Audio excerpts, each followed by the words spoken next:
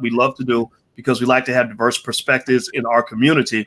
And tonight we're going to talk about Cardi B, Snoop Dogg, Offset, a lot of hip hop stuff.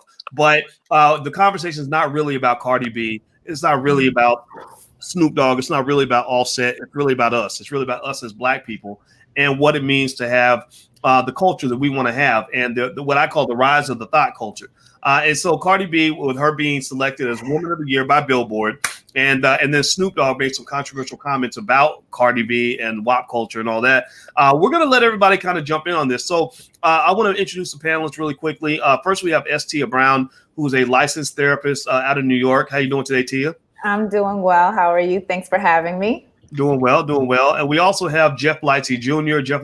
From the Black Boss Channel. What's going on, Jeff? How's it going, everybody? Going good. We got John F. Thomas. John F. Thomas is an award-winning writer and director out of Hollywood. How you doing today, man? I'm doing good. How's everybody? Doing great. We also have Ro Guanghinois. I keep practicing every time I come to the panels, and I'm going to keep practicing her name until I get it right. How you doing today, Ro? I'm fine. Hopefully you're all well.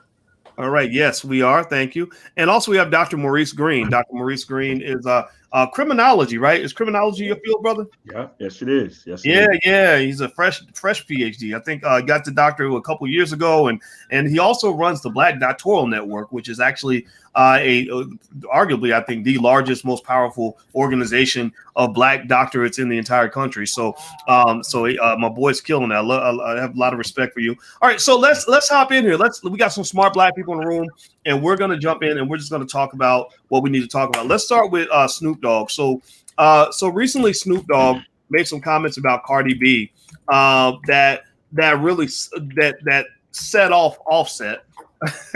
Offset, her husband, and I'm gonna read what Snoop Dogg said about Cardi, and then I'm gonna kind of try to channel the conversation so we don't get into ratchetness and gossip as much as we get into growth and understanding. And so one of the things that Snoop had to say basically was that the music, that this WAP music, and I'm gonna try to find his specific quote, but that his WAP music is or that this sort of culture is just not good for hip hop.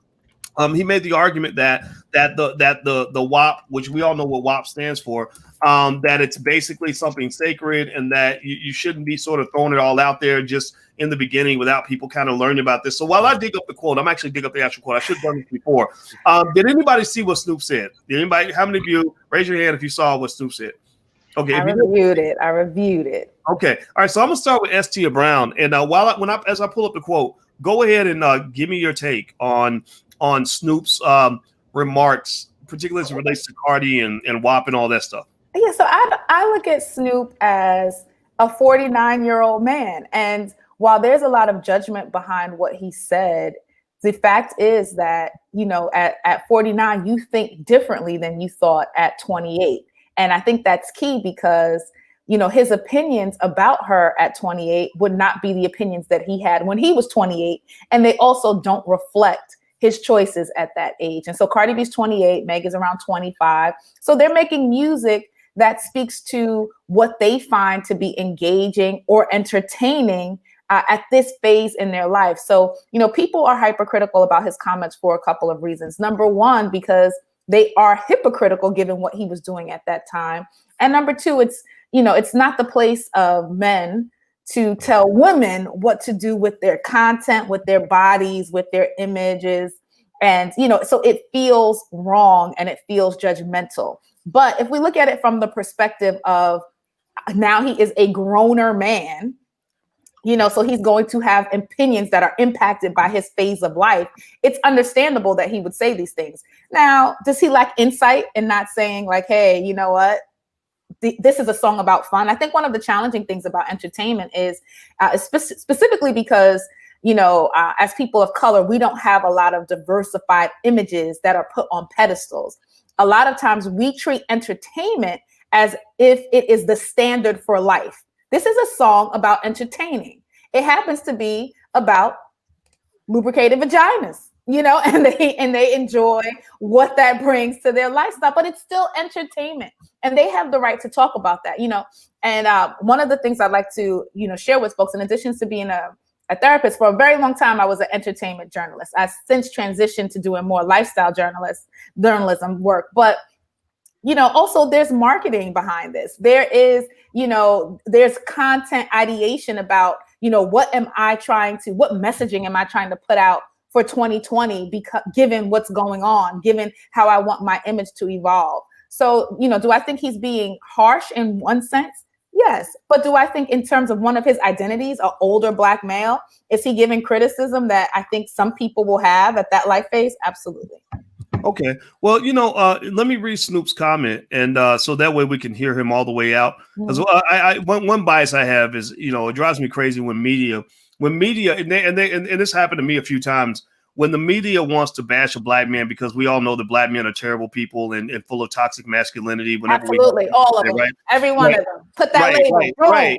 Exactly. So what they'll do is they won't actually put your quote into context. They won't ask you. I went through that when I said the thing about promoting obesity and promoting unhealthy lifestyles, and then wondering why Black people die of COVID back when the Lizzo thing happened.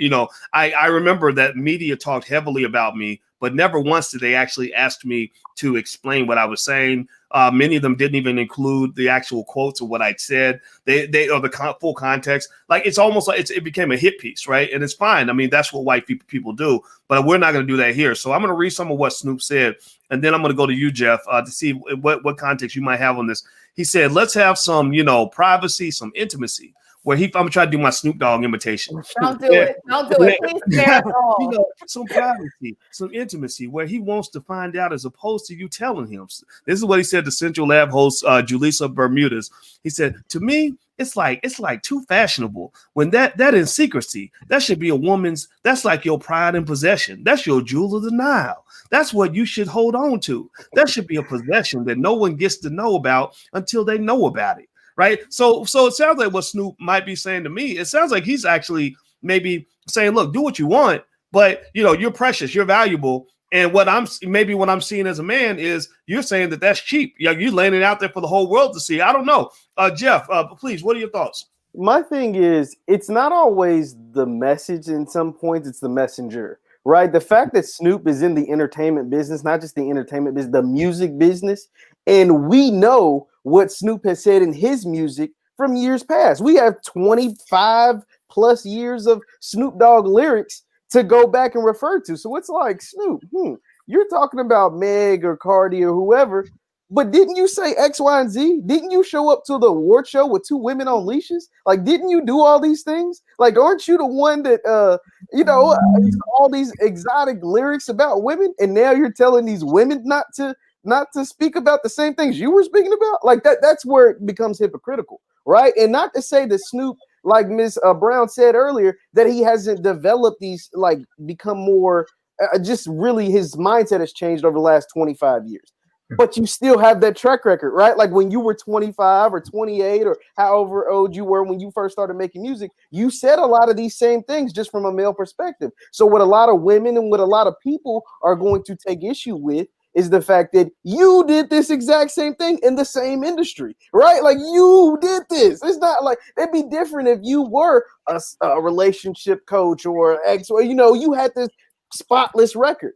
But you are Snoop Dogg. Like, we know what you did. So that's what I think. And then you add also what Ms. Brown said as well, the fact that it's a man telling women what to do, right? So whenever that takes place, especially when it comes to women's bodies, you're going to get a certain level of backlash because men in a lot of, especially in our community, they feel like we are the big bad Black man, right? And you're telling these women what they can and can't rap about. But I think I don't think that the message is really what's like the crazy thing, or not as much, but it's the fact that it's the messenger that it is Snoop Dogg. Okay, so I'm gonna also show you. We saw the picture of Snoop with the women on the leashes, and then we also saw that Cardi B was named Billboard Woman of the Year. And so before I go to Ro, I will say this. I'll tell on myself and say that that I'm a little bit. I think Snoop was the wrong messenger for that message entirely. It doesn't even make any sense. It sounds almost crazy that you had women on a leash a few years ago, and you were most famous. Your most famous lyric, like 50 Cent's killer lyric was, I got shot 9 times. Like he made $100 million just by repeating that lyric. Snoop's famous lyric was, "We don't love them hoes," right? Y'all remember that? We don't love them hoes, right? And here's the thing, right? So I think Snoop is clearly the wrong messenger, but then there's something to be said about this, right? I remember like my father has told me about his struggle with drugs. He came back from Vietnam. He had a heroin thing going on, and my whole life, my father always pushed me to stay away from drugs. Don't mess with it. Don't touch it. Blah blah blah blah. And it wouldn't have necessarily made sense for me to say, well, you did drugs, so I should be able to do what you did, right? Maybe the fact that he's telling me to do better than him is the reason I should listen to him. Maybe it's because he tried the drugs that he's the best teacher that there is, because he can tell me the flaws of this. So what do you think about that? Okay, I know Tia's clapping, she's jumping out. Roll with me, Maurice. Roll.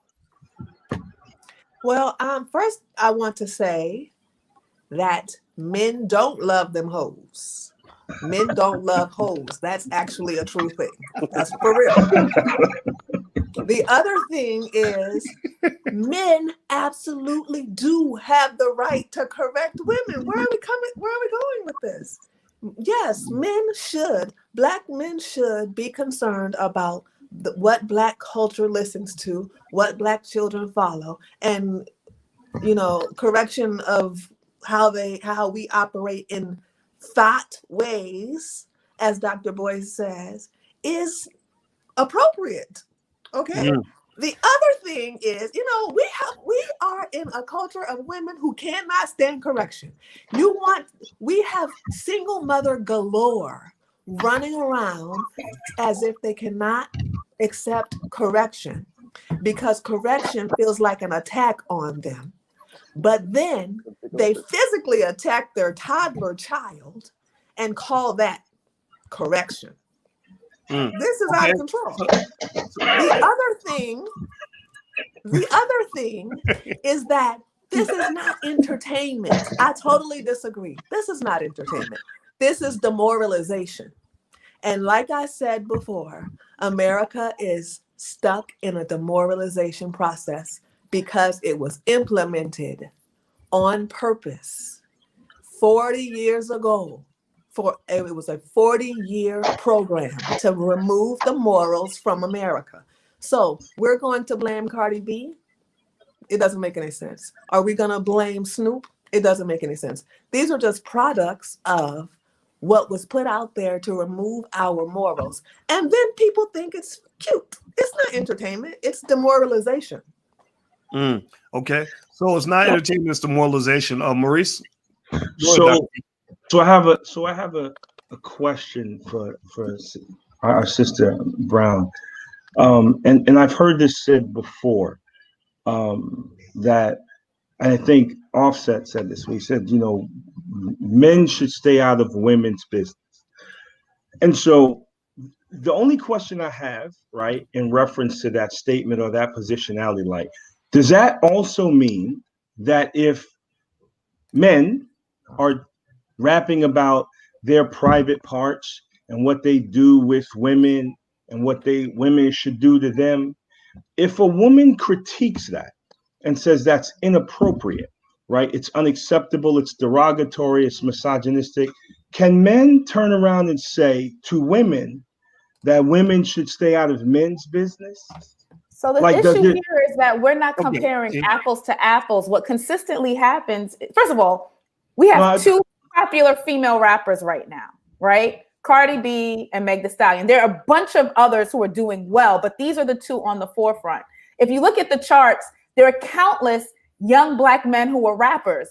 There's very little critique about them, specifically from the OGs. So that's what I find problematic. And I don't disagree with anyone else in terms of should we be mindful of the quality and the content of all of the things that are consumed by America when it comes to the characterization of Black people. Yes, but it's problematic if we only go after the women. If it's specifically when they're on top. Wait a minute, but we are women. And if there's one, that's too many for me, personally speaking. If there's one what? One thought. So people have the right.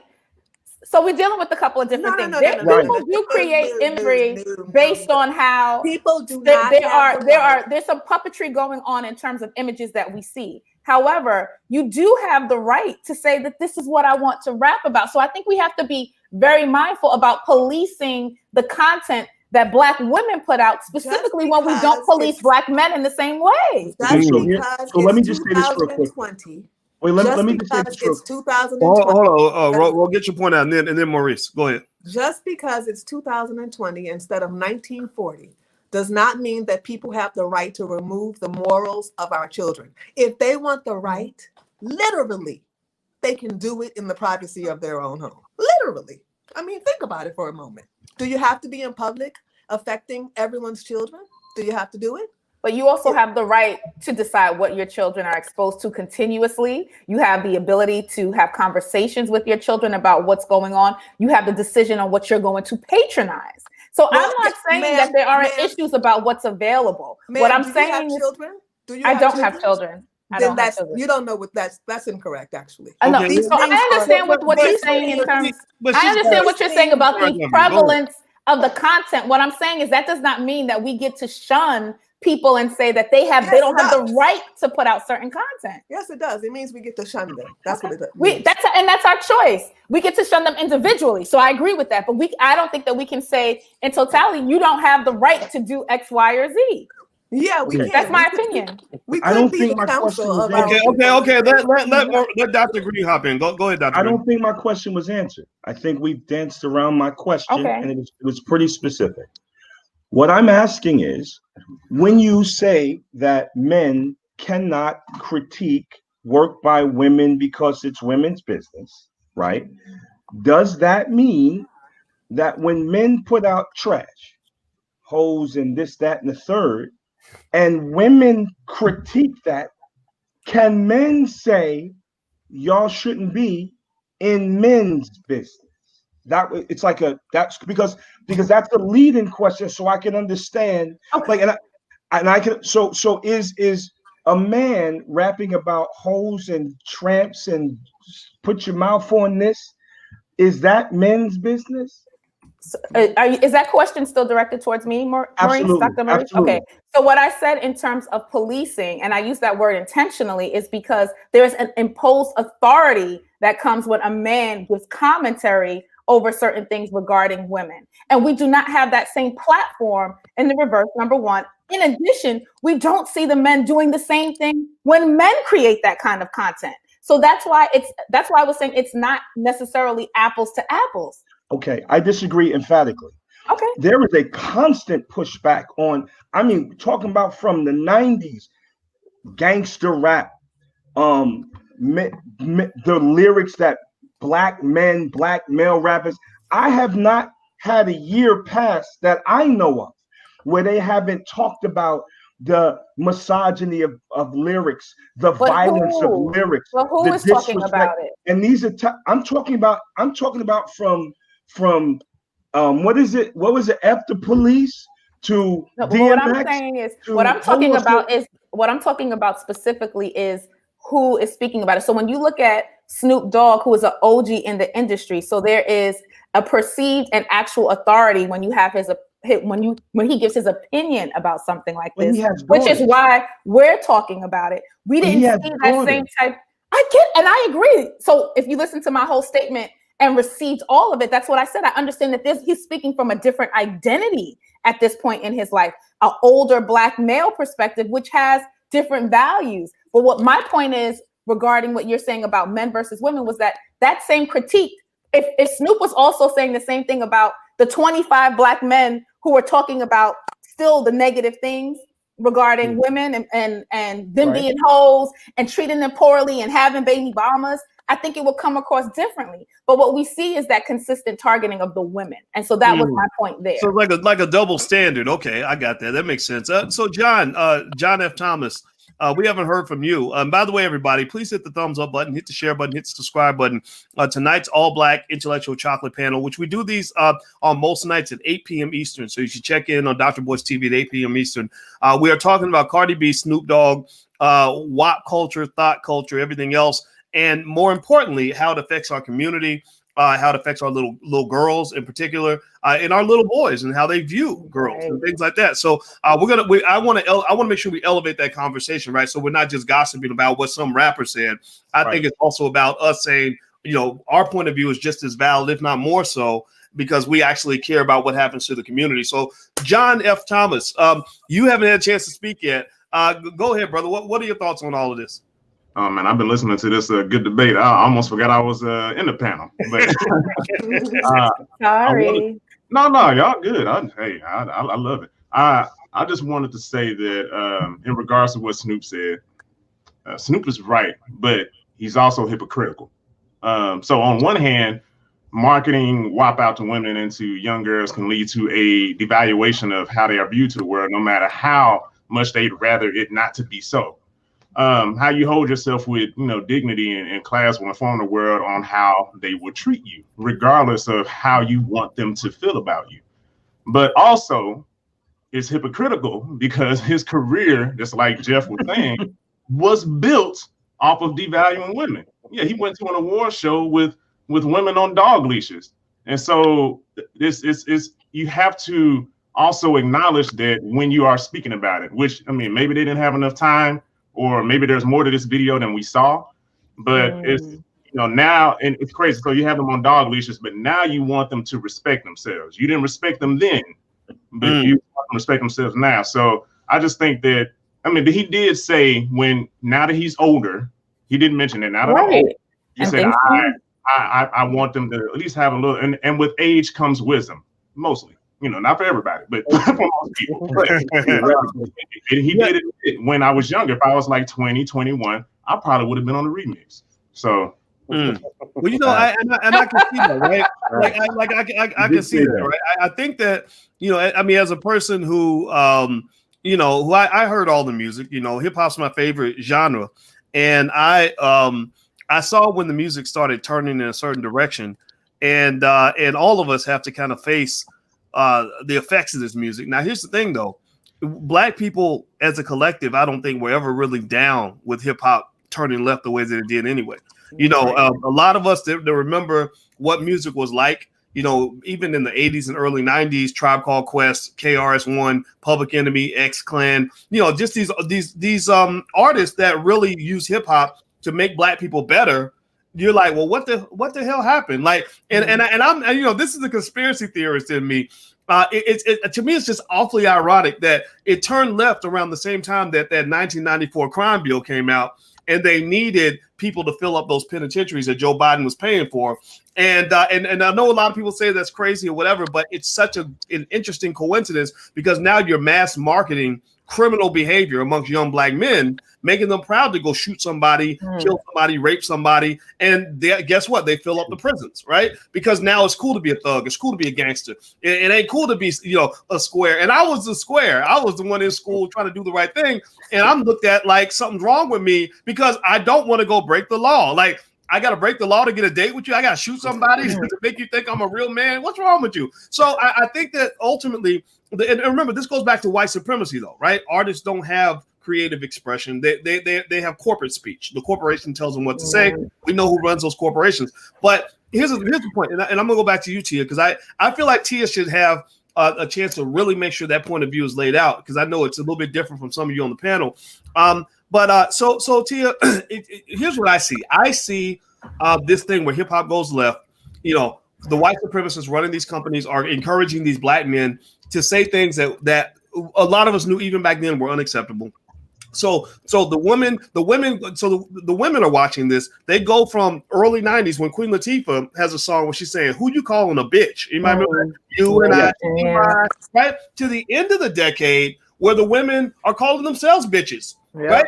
And then you add on another 10, 15 years of that, then you suddenly have the women saying, "We're going to do what the men did." They learned about right. So the women are doing what they learned from watching what hip hop did to them as they were children, and the men are now saying, "No, you shouldn't do that." It's very confusing. It seems. I don't know. What are your thoughts on that, Tina? No, I think you made the most important point at the end, and not to say that everything you said wasn't significant, but a lot of the young rappers are responding to not only what they saw in pop culture, but also their personal experiences in the household. I think one of the big differences in hip hop now versus what happened when hip hop went pop is that a lot more of this is independently funded, right? So Cardi B got her rise by funding it herself from money that she made doing what? Selling WAP. Stripping. Right. So we have to also make that connection that people are going based on what they see as valuable, the experiences that they've had, what is getting a response from the media now, which is highly social media, right? Which is funding them independently, and life phase. So it's not just a one formula thing. Now, do I think that this is highly impacted by the hand that the broader culture, white culture, has had on where they wanted to see hip hop go and what service they wanted it to provide? Yes, but I also think, Boyce, to your point, it has to do a lot with what was happening in individual communities, especially when people are not appropriating content, right? So if a person is singing about their experience, well, what shaped your experience? What happened to you? And I think specifically with someone like Cardi, we see that as being evident. And we have to think about, why is this the messaging, the only messaging that's elevated? Why isn't there a diversity in the types of content of women that are successful, specifically in the rap game? So if you look at most of the female rappers who do well, and again, not necessarily just on charts, but with touring, it is one kind of image. And these are women that are talking about one thing, which is sex. And it's the same. And even with male rappers, they're talking about, hustling, even if they haven't hustled. About money that they don't have, shootouts, violence, because I got shot 9 times was the narrative that changed one person's career. So we've lost a lot of the authenticity that is what made rap very popular and a big part of our culture. When rap first started, you talk about how it was positive, but it was also diverse in its types of storytelling and the types of images and the individuality that made you a quote unquote successful rapper. When rap went pop, the powers that be decided that it was going to be used as a tool to keep Black people talking about a certain thing. So that's now why we see a lot of the big rap content focused on one or two specific themes. So I want to ask Jeff. Let me go to Jeff Licey Jr. real quick. Okay. Jeff, as a 24-year-old, 24, right? Or 25? 25. As a 25-year-old, would you, if you met a young lady and she said that she sells WAP, sold a little bit of WAP, or she's into the Cardi B WAP culture, would that be the woman that you want to bring home to your mama? Not at all. Okay. And just to go off Miss Tia's point, just like she said, the fact that this is mass marketed. One of the biggest reasons why Cardi and Meg and these ladies say that they're so successful, or say that they rap about the content that they rap about, is because it is so successful. Even in the thing, like if you listen to Offset in his interview, he said that song 6 times platinum in 3 months. That song, that'll be a diamond record. Like WAP will be a diamond record, which means it will have sold 10 million copies, and it will be a diamond record within 2 years, right? So the fact that it will be that successful when there's only been a hand, we can probably count on 2 hands how many hip hop records are diamond. That is why they will continue down that trend. Now, whether and that is what's disgusting, because we know that is mass marketed to our people, that is mass marketed to our children, that is mass marketed to our daughters, and it's for a reason. It's not by accident, because think about it. Think about a white woman who at one point talked about some WAP or something. It was Miley Cyrus. And remember when Miley Cyrus was all into the hip hop lane and she did the hip hop song? Look at the way she was perceived and how they shut that down. Like as soon as she got started messing with rappers and all that stuff, they bashed her and they shut that down. And then a few years later, Miley came out and said, "I don't know what I was going through during that phase." That's not by accident. Like she came out and admitted, like, "Yo, I was messed up. I was in a bad spot," and that is what's marketed to us every single day. Now, her bad spot. Wow. Yeah, so that is also something to think about. Well, I think I wouldn't say they shut it down. Because their managers were trying to control her, and they were just like, "Ain't nothing we can do." And her dad was trying to. They were like, "Hey, Dad, what do you think?" And he was just like, "Yeah, hey, she grown."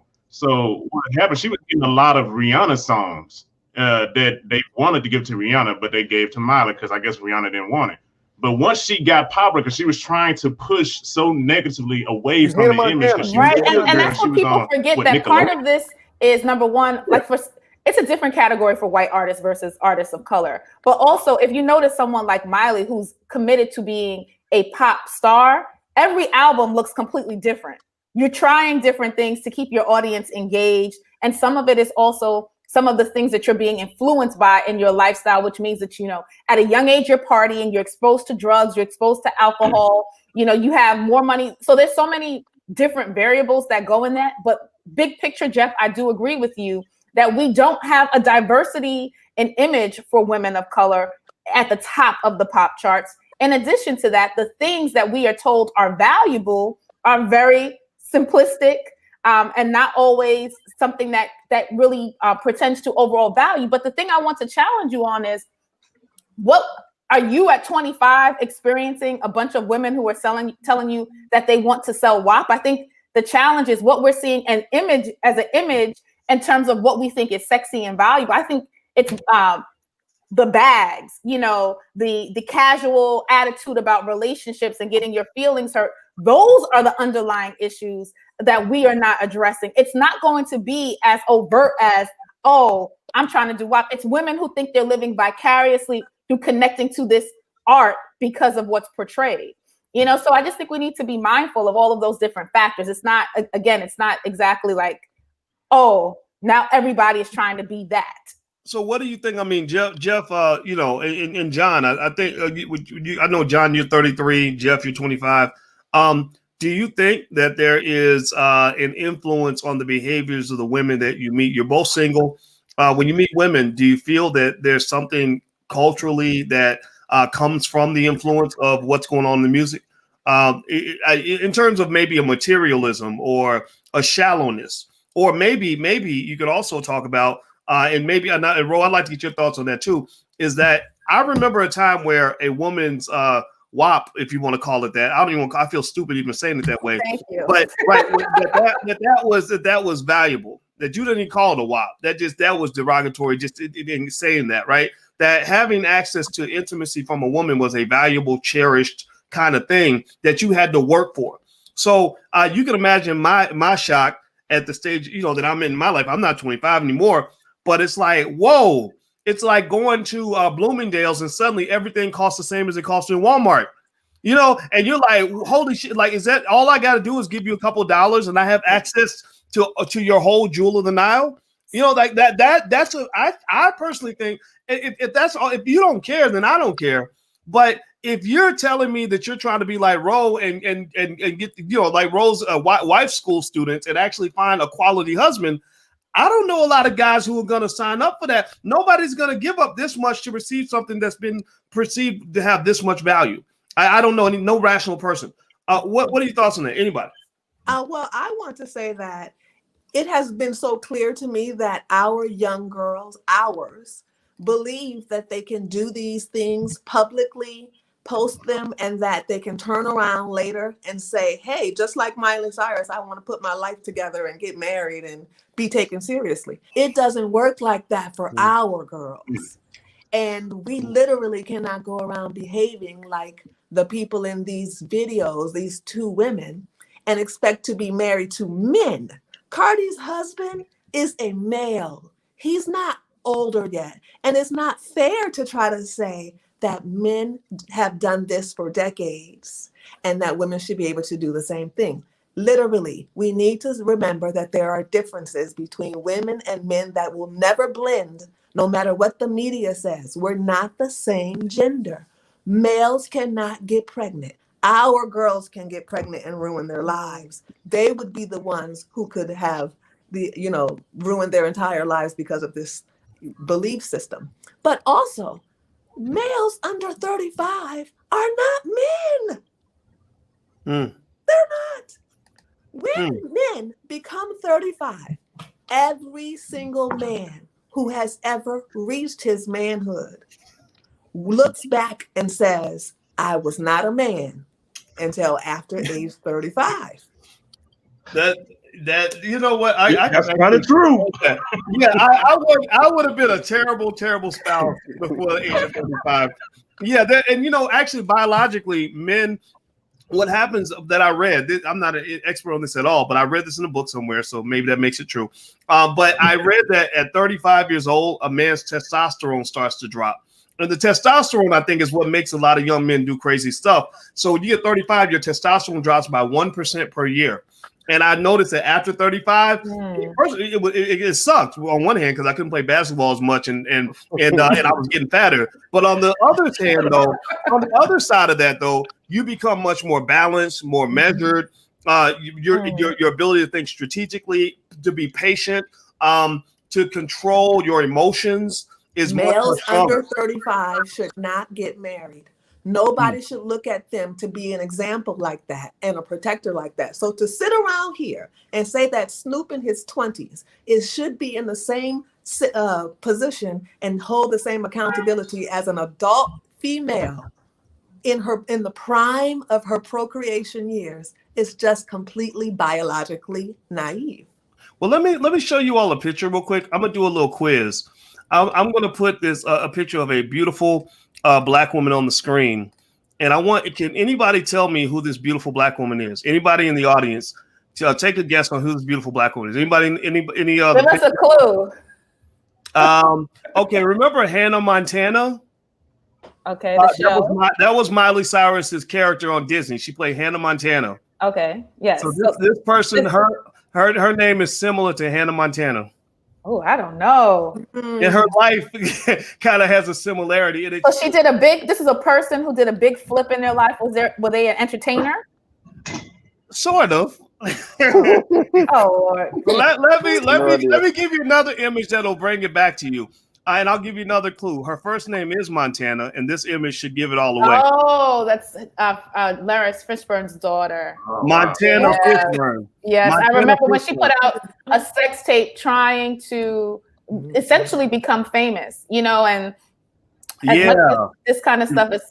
I hear what Rose's saying in terms of the challenges we have of women of color. This was during a time period in pop culture where a lot of people were releasing sex tapes. She had an estranged relationship from her father, and she was not only seeking attention, she was trying to seek fame and do a Kim Kardashian kind of flip, and it backfired on her. And it only created not only shame for her family, but it further traumatized her and impacted her self-esteem, and she never really bounced back in the manner that she wanted. And it goes to that point Ro was making that it seems to me, and maybe and it's nobody's fault, that a black woman can't do that Hannah Montana flip the way Miley Cyrus. Like Miley Cyrus can come back and say, "Oh, I was in a bad stage in my life," and whatever. It doesn't seem like black women can do that. Or Kim Kardashian can start off with a sex tape and then go mainstream. Montana Fishburne tried to do that, and now she's a porn star. That's what she is. Kudos to black men for wanting wholesome wives and not trying to think that a porn star should be telling bedtime stories to their toddlers. Oh, wow.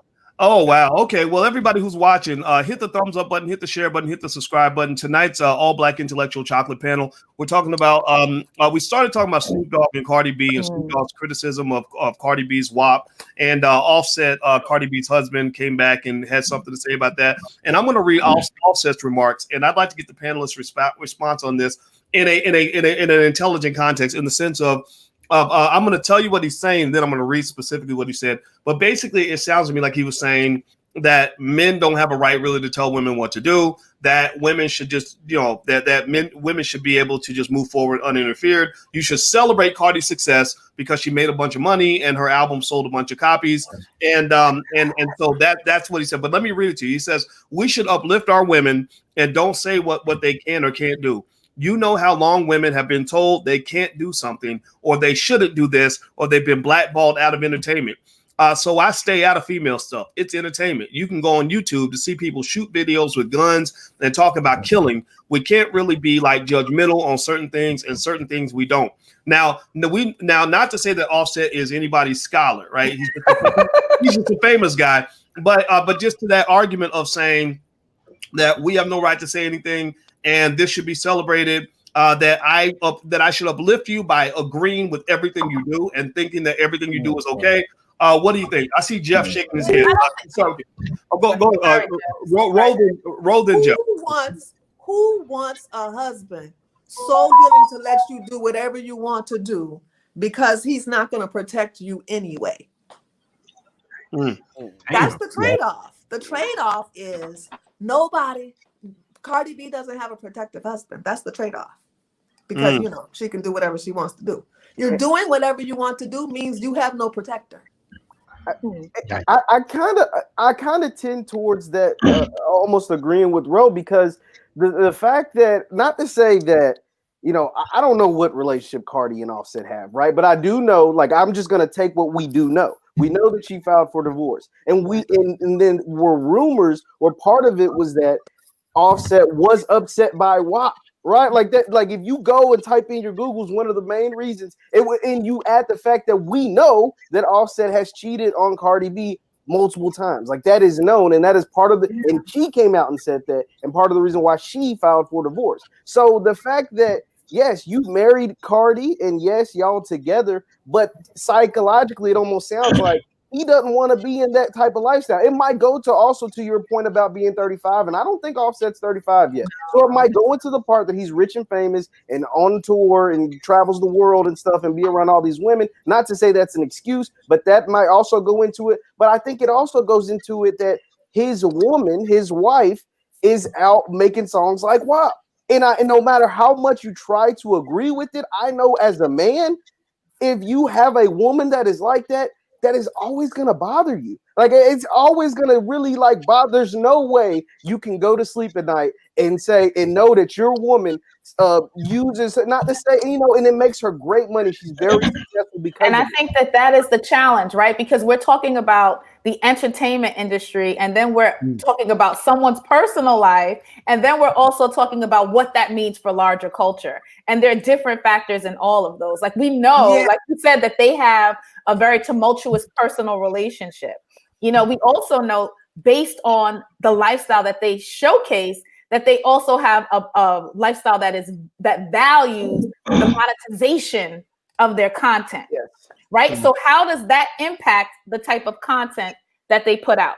We also know, because they've had recent squabbles, that what I may support and how I may stand by you may look different right now because I'm trying to get in good. And what I'm referring to is that they almost just had a divorce. So now how do we present as a united front to be strong and to feel supported?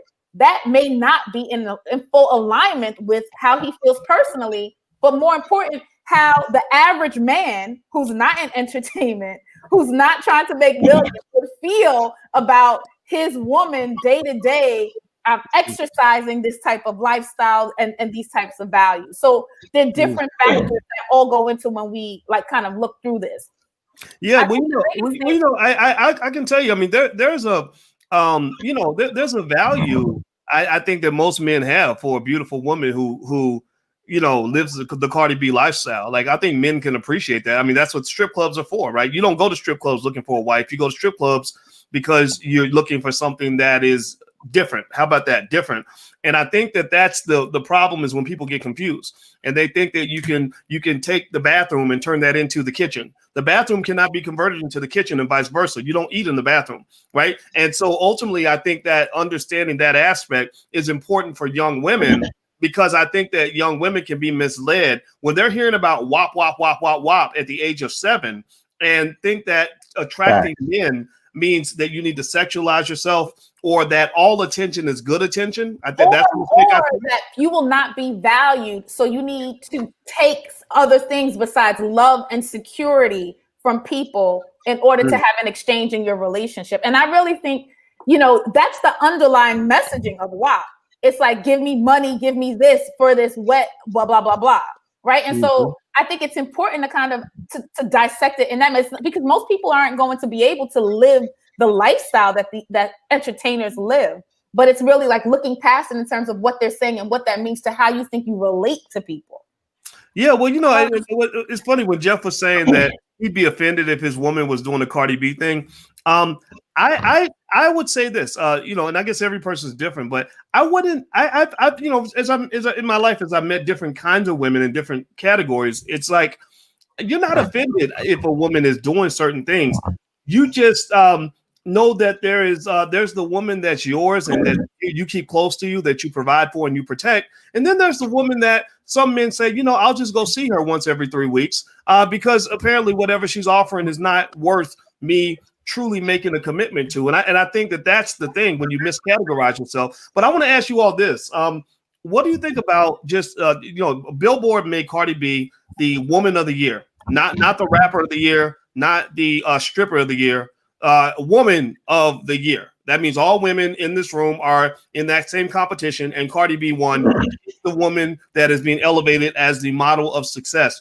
That bothers me, and I'd be curious to ask the audience if you can give me a yes or no in the chat.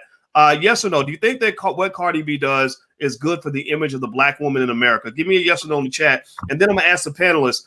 Give me a yes or no. Maurice, you haven't said much. John, what do you got? I mean, do you think that just all of this is even good in terms of how our women are seen and viewed and treated, by the world? So I think when we value the validation that we get from those mediums, I think that's the problem. I think the people that give out those awards have an agenda. We have to understand that there is a specific goal that they have in selecting her. So for me personally, I mean, it's not really relevant, right? Because I'm not looking at Billboard as the point of reference for the validation of womanhood, manhood, Blackness, or our culture. So just in terms of that specifically, they do what they do. I mean, there's been other people of the year that when you look at who they select, you understand that there's an agenda, right? So, Cardi B's Woman of the Year, but Dr. Hadia Green, who figured out how to kill cancer cells in mice using laser technology, she's not Woman of the Year, right? So okay, so already you've lost me, and no relation. We're not related, but I wish we were. It's not a plug. Not a plug for but Dr. Hadia Green, curing cancer in mice with lasers, like it's groundbreaking. She's not Woman of the Year, right? Because that's not going to sell copies of a magazine. It's not going to get clicks. I think it's important though to also not say that Cardi B isn't a valuable person. She hasn't done things that, have completely changed her life, even if we don't agree with the messaging of her content. Because I think, we start attacking the person and not, like you said, Maurice, thinking about what Billboard is trying to do by selecting someone like this for that. This is not an attack. Well, just to be clear, because I want to say this, no one's attacking anything. I'm not attacking her. Yeah. No, I'm not saying you are. I'm saying that when we think about it. Yeah, there she go. There's sister right there. Yeah. So what I'm saying is, I'm not devaluing Cardi. I mean, people, they can pick whoever they want. So that, just to be clear, but if I'm looking at Women of the Year, I'm starting here, right? And there are 100 million other women that you can select. So that's my bias. So if I'm picking Woman of the Year, I'm picking her. So that's just my. So she gets my vote. I'm throwing it out. No relation. It's like recount. It's time for a recount. Well, that's what have our own media. Bottom line. Yeah, well, you know what? I think we should go ahead and vote. Everybody in here. We got the League of Intelligent Black People here. So we're gonna have a quick vote. We're voting for Woman of the Year. Our two candidates are Cardi B, who made her quote was, "I like social justice, but I also like to pop my pussy." I think that was her quote. And then Dr. Hadia Green, who has just look at John's face. Groundbreaking technology that allows the curing of cancer in mice with nanotechnology and lasers. Everybody, put your vote in here, either Dr. Green or Cardi B. Let's do the vote. We're gonna tally the votes. All right. Well, Ro, I hope it's okay. If I gotta say it like it is. I didn't want to misquote our sister Cardi B. But you vote for either the WAP or the scientist. Which one do you want? But anyway, so let me ask you this. I'm gonna present a poll. I did a poll of the subscribers on the YouTube channel. And now, mind you, these are black people that are not your typical black people. You know, they tend to be more intelligent, more active as black people, more stronger black identity. But I asked them, I said, does Cardi B's work uplift the image of the black woman in America? And over 1,000 people voted in the last couple of hours. 3% said yes. 97% said no. 97% said no. And it was followed by a lot of really angry comments from black people who said this isn't even a real question. You know, they went down the list basically saying this is ridiculous. They see this as white supremacy, that you're promoting. You're not. It's not that a Cardi B doesn't have a right to exist. The question is, why is that the only thing that's being pushed out there? You know, when Apple Music has 1,000 different artists to choose from, why that and why her? And why is there no? You know, think about this, right? There's no white Cardi B. There is no, like, you know, Miley Cyrus kind of was the white Cardi B, but now she's a girl again, right? But she wasn't as popular as Cardi. Where is the white Cardi B? Where's the white Lizzo? Where's the white Megan Thee Stallion? Is this a role that's specifically preserved for the black woman? And I think that goes across the media in many ways, where we see often people of color are pigeonholed into different types of roles that are seen as acceptable, and we don't see it in other cultures. So I agree with you there. So one quick thing that I want to point out, just in terms of music that kind of aligns with what we're talking about. The other thing that just in terms of pigeonholing and our women being highlighted in these particular areas, one of the things I've always presented is whatever happened to R&B.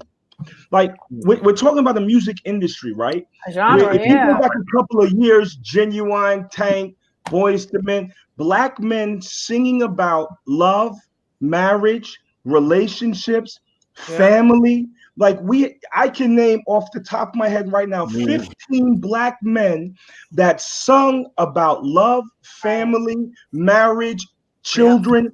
And if you find me now, because I actually ran into the R&B singer Joe a couple of years ago, and I asked him, I said, man, what happened? Like, where are you guys? And he said, the music business doesn't want that anymore. Absolutely. And so when hip hop went pop, the people. Wait, so I'm saying, yeah. Wait, so I'm saying now, if you want to talk about music, because we're musical people, we're the people of the drum. Let's be honest about it.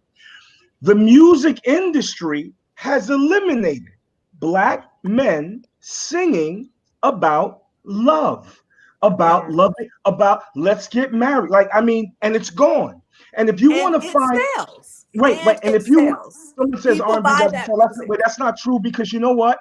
What's the name? Adele sells 1 trillion, records, whatever. So now the love songs, men singing about love, that's pop, that's country. Like suddenly we don't love our black women. Suddenly we're not singing about marriage. Suddenly we're not singing about family. But if I want to talk about Percocets, violence, right? Sex, right? Dysfunction, these record labels have $1 billion to put behind my name. So the reason why I'm pointing that out is because I think that we all, men, women, we all should be able to be critical of whoever the media is using to promote to our people, to our children, right? And so if what's his name, or Snoop says, hey, I don't like this, now he's the wrong messenger. We get that. No, he can say what he wants, but you should also be critical about other things as well. That's bring it up in its totality. Don't just target women. Wait. But see, the problem that I have with that, let me just go down the street real quickly. I've been listening to people complain about black men rapping about violence, Percocet, sex, my whole life. So I don't know why all of a sudden people are saying that this is a double standard, because every time I turn around, we're complaining about. But what we're talking about here in terms of the intro. Can I finish, please? Can I finish, please? We're talking about Future rapping about Percocets, but he don't use them. We're talking about people about, I got a gun, leave them leaking in the street. Black men are saying, yo, that's not cool. And it's not a few of us. Most black people are not cool with this hip hop as it's being presented. Now, of course, we had DMX, but we had Common, right? There was a diversity. But now there is no diversity, and we've been complaining about that for years. So I want to push back on that narrative that we're not talking about black men rapping about guns, violence, and hypersexuality, because we absolutely are. That's not what I said. What I was referring to go ahead, John. I'll let you speak because I know you have. Oh no, I was just gonna say agree that black men have been talking about that, but we've been silenced. Because I know every time I talk, there's somebody, man, well, just let them do it, just let them do it. Whether it comes to men or women who are talking about negative stuff, so you're constantly being silenced. Oh man, you lame, you ain't. Just let these folks say whatever they want to say. So now you fast forward, now here we are to where everybody's talking about whatever, and most of the whatever is what white media wants to market, and it's negative. So it's all negative now. Absolutely. Right. Destructive.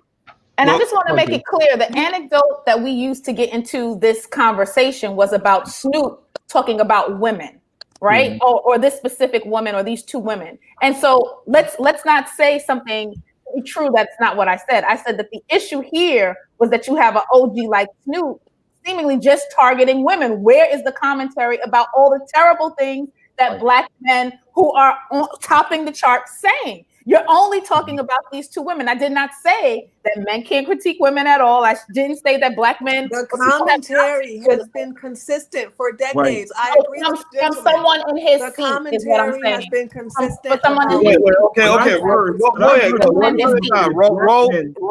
I'm not talking about all black men. We were talking but about. I've heard a lot of people say black men cannot have no right to critique. Yeah, that did come out though. That did come out that they said that like they out of women's business.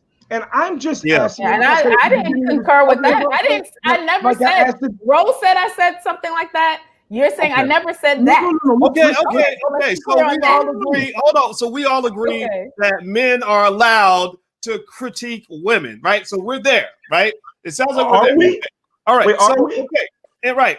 So here's the thing, right? We know all the music is a bunch of BS. We know, well, not all of it, but a lot of it is not healthy. A lot of it's not good. And what's interesting to me is it really makes me sad when a female rapper would do something ratchet, and as a man, I'll be like, that's ridiculous. Like, why would I want my children listening to that? And then someone will come and say, well, the men do this too. And so I'm sitting there thinking, okay, so you're justified in doing whatever you want to do because some ignorant person, some ignorant dude is doing something ridiculous. So you're racing to the bottom. You're racing. If men can be terrible, we can be terrible too. Maybe how about this? How about black people just stop being terrible and stop supporting terrible shit? Excuse my French. I don't know. What do y'all think? Maybe we can agree on that. There needs to be a council. There needs to be a council. There needs to be a group of us who takes the position and where we say, no, we don't approve of this. We don't approve of that. They have that in every single nation on earth. Are you all aware that there's a council in every nation on earth that decides what books go in, what films go in, what things are approved and what things are not? So in our community, we let everybody else decide for us. And then we say, no judging, no shunning, no this and no that. There needs to be a council. We should be able to say, we choose ourselves and we have decided that we don't approve of that officially. You know, I like that a lot. I want to say is there are very small children. We have children aged 4 to 16. We have 4 children. And because of our children, we're exposed to a lot of children. Believe me, there are very tiny children, 2 years old, 3 years old, 4, 5, 6, 7, 8, 9, 10, singing wet A. Okay? And they're getting it, they're attaching themselves to it very easily because the video looks like Sesame Street. Yeah, it's very catchy. Wow. You cannot try to pretend that this is not pushed down the throats of children. We can say and pretend that although we have the discernment to say that we don't like these things and we don't like this type of music and we don't actually accept this behavior, I promise you, the 7-year-olds, the 10-year-olds, the 12-year-olds, they believe it 100%. Yeah, well, I heard about Megan Thee Stallion from a 12-year-old because she goes to school and all her friends knew the Megan Thee Stallion lyrics. So I just looked it up because they were all talking about it. I pay attention to what the kids are talking about just so I can know what's happening. And it's really fascinating. If you go on apps like TikTok, which draw lots of children, you will see adult entertainers doing adult stuff. Like Lizzo was doing something pretty racy. Something that belongs in the bedroom of adults, and there are 5-year-olds, 10-year-olds, 12-year-olds watching this, and that's also on Instagram too. And when other people's children, when that don't look like us, when they see images of us being ratchet, it does not affect them like it's them. Our children are the ones going, she looks like me. Wow. Okay, so you know what? So we've gone for about an hour. So what I want to do, first of all, I want to tell everybody that we are doing our All Black Intellectual Chocolate Panel. We do this pretty much every night at 8 p.m. Eastern on drvoicetv.com. So make sure you subscribe, hit the thumbs up button, hit the notification bell. We're building Black media, so we really need your help because we have to have our own voices. We have to have our own experts. And tonight I am so blessed and so honored to have our panel tonight. To have an intelligent conversation. Give me a yes or no if you agree that this is not a conversation you're going to see on TV. Don Lemon's not going to have this panel. They're not going to do this. This is not a panel that you're going to see in media, but this is a panel that we need to see. This is what we need to connect to so we can really figure out who we are without letting others tell us who we are. So I'll mention the names of my guests, and then what I'm going to do is ask each of the panelists to make kind of a final statement, maybe about 90 seconds, kind of lay it down, the walk-away points, right? Because we can talk about the silly stuff, but I love you guys because you're smart and you elevate the conversation so that we can all walk away better. Because it's not about Cardi B, it's not about Snoop, it's not about WAP, it's not about Offset, it's not about none of that. It's really about you. It's about us as a people. That's what matters. So hit the thumbs up button, and I'm mentioning Tia Brown. Tia Brown is a licensed therapist. A very smart Black woman. I've known Tia for 13 years. She doesn't talk much about it, but she was a big boss over at Ebony Magazine for a while. And I'll let her decide how much she wants to tell, but you'll be back pretty soon, so you can talk about that. Jeff Lighty Jr. is a frequent contributor on the blackbosschannel.com. And he is little Stephen A. Smith. That's what I call him. But he's not little. He's a grown man. But Rose said he won't be a grown man until he's 35. So Jeff is my man. And also Dr. Maurice Green, who runs the Black Doctoral Network. I think arguably the largest organization for Black doctorates and doctoral students in the country. It's an amazing group. Everybody should join that. Also, we have John F. Thomas, who's an award-winning writer and director out of LA. His podcast is called The JT Effect. His award-winning film was called Emoticall, correct? And also we have Ro Guangenwa. Please tell me I got it right. No. Is it good? No. I'm going to keep trying. Say it again. Say it for me, Ro. Grand Genois. Did I say it right? Grand Genois? Ro Grand Genois. No. What? You are butchering her name. It's terrible. Let her say it. C'est juste comme Grand Genois parce que le R c'est complètement différent comme anglais. And she knows I failed French class. So she's just messing with me now. Now you're making fun of my disability. So I'm gonna move on here. But wait a minute. Her website is her website is Black Wealth U, and she runs the Wife School, and she's a very smart lady with great opinions. I'm glad you're here as well. So starting with Miss Tia Brown, give us something that we can walk away with. Give us some intellectual chocolate, some food for thought that can make us better people until we meet again tomorrow night at 8 p.m. for the next panel. What are your thoughts, Tia? Well, I think the biggest takeaway here is that, yes, we have the right to be critical of the content that we consume. We should exercise that wholly, but make sure that we are doing it across the board.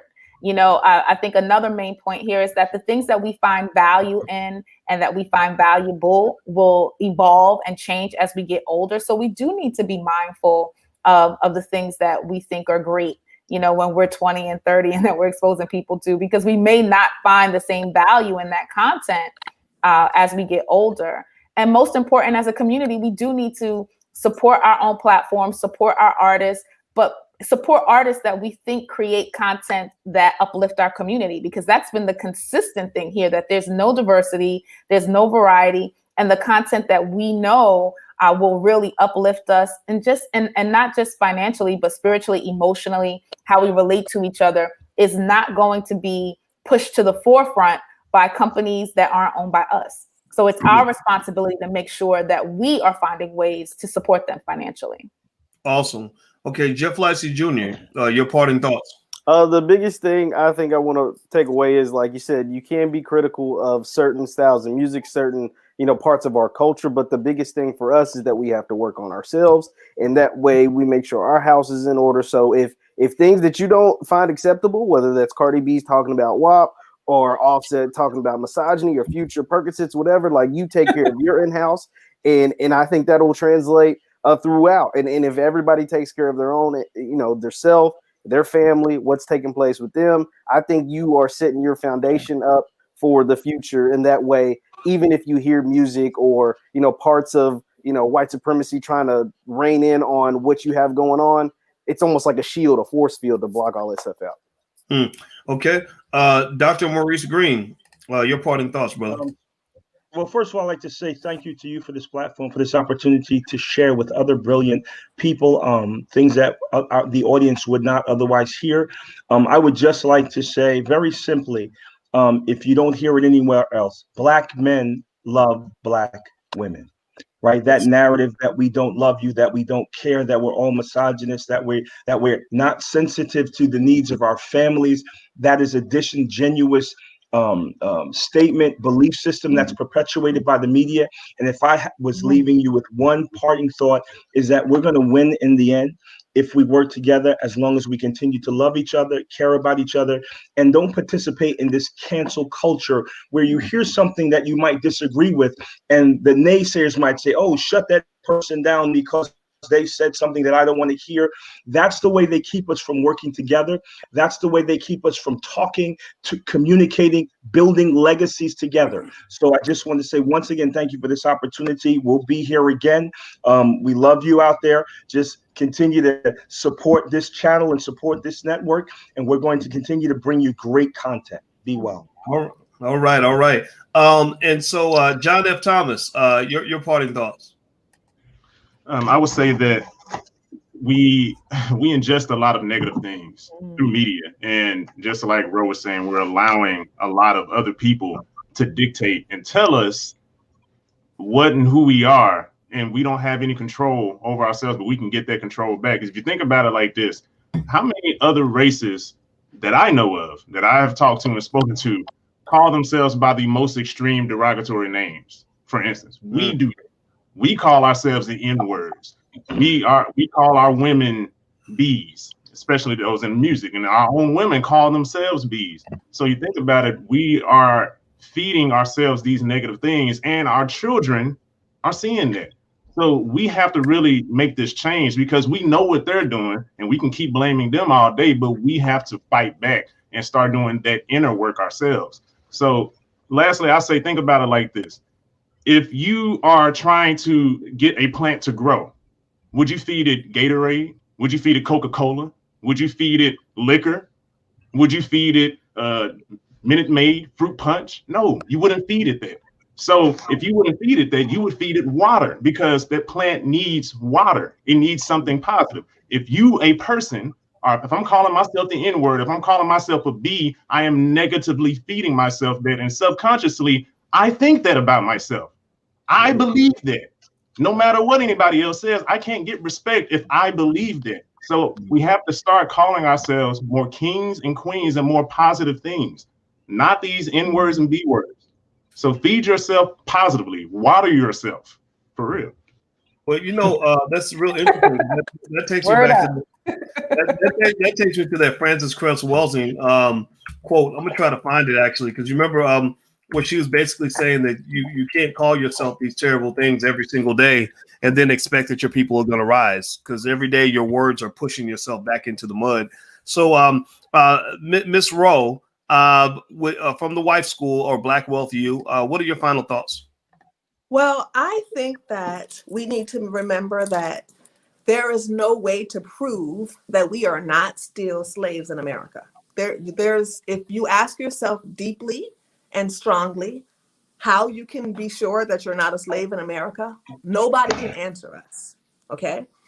Almost no Black Americans use a passport to go back across the Atlantic Ocean. I'm not ever going to stop saying this. I'm not ever going to stop reminding you all that we have a focusing problem. We have never left the American ignorance bubble.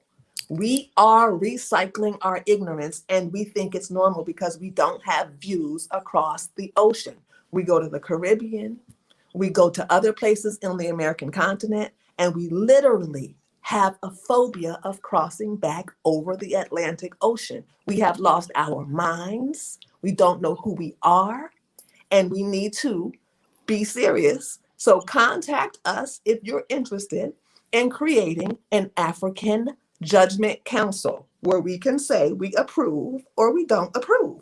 And if our stamp is not on it, parents can start looking at us as parents that they needed, because we need to remember almost all the parents of today didn't have parents. Wow. Well, let me actually let me go ahead and bring in an ancestor into this conversation who has something to say on this. Her name is Frances Cress Welsing. I mentioned her quote that I was looking for, and remember, she says, "We wonder why we're not making progress. I can't call myself a B, a hoe, a gangster, and thug every day, and then get up and do something constructive. That's impossible." And so I want everybody to kind of meditate on that point. And I want us to kind of look around and look at what we're consuming in terms of entertainment and what we're allowing other people to tell us about ourselves. And, and in my final thought that I'd like to share before we bounce out of here, I want everybody to kind of realize that, we should be of the world to a point to understand what's going on with our people. But these conversations are not designed to swim down in the mud. We might dip in the mud so we can lift some people out. And we know we can't lift everybody out. We don't have the strength to lift everybody out, but we're going to lift those out who want to be lifted out if we can assist you in that way. The reason that it's important to have Black voices and to build Black media and for all of us to have these conversations is because we need to go back to who we were. Like Rose says, who you are does not live in the hood. Who you are does not live in hip hop music. Who you are does not live on TV. Who you are does not live in your favorite hip hop music video. Who you are is, maybe in Africa. Maybe who you are is pre-integration, right? Who you are is maybe ancient Egypt, right? Who you are is something far greater than what they made you think that you are, right? And so what I want to encourage everybody to do, whatever you walk away with in this conversation, I want to encourage you to elevate. Everybody, the word for today is elevate. Type elevate in the chat if you get what I'm saying. We're going to walk out of here. We're going to elevate. And we're gonna go out. We're gonna be some uppity Negroes if we have to be, whatever it takes. Just let the world know, like, this is not acceptable. This is not who we are. You're not gonna misrepresent our image. We're gonna stand up for ourselves, and we're gonna tell you about yourself if you try to get out of line with this nonsense. So before I go, speaking of elevating, we are doing a Black movie night. It's totally free. You can go to blackmovienight.net, and we're going to show a film by a Black filmmaker by the name of Mark Harris. The film is called Stock Option. Mark Harris is a great filmmaker. You've seen his films on BET, VH1, stuff like that. I love Mark because Mark elevates in the sense that Mark was invited to go to Hollywood. He chose not to go. Mark actually he's made great movies. His movies are very positive and uplifting. They're all about Black love, Black family, the beauty of Black women. You're going to walk away from watching this movie feeling very, very good. You're not going to be re-traumatized. So come join us. A Black movie night is next Thursday. You can go to blackmovienight.net. And also at Black Movie Night, there's another screening happening on the 26th because we're building a Black-owned film industry. Now, I was in this film. This film is called Happy, Hapi. Happy. It was done by Taki Grant. It took him 5 years to do it. He spent hundreds of thousands of dollars of his own money. I saw the brother struggling to make this movie, and he got it done. It is super high quality. And what he does is he shows how modern economic systems all have their roots going back to ancient Africa, ancient Egypt, West Africa. He traveled to all these places and shot some amazing stuff. And it's an amazing film. You're going to love it. So go to blackmovienight.net to check it out. So I want to say thank you very much to the panelists. I appreciate all your time. I hope you guys I hope we didn't traumatize each other so much we won't come back. I hope so. I'm trying to do this. I'm not good at this interview thing, but I'm trying my best. And I appreciate you all for believing me despite all my flaws. And I love you guys. And also everybody watching, thank you all for listening. We do this pretty much every night at 8 p.m. Eastern. So make sure you subscribe, hit the thumbs up button, get on our list so we can let you know when we're doing these panels. And you guys have a good night. So we'll see you soon. Take care and talk to you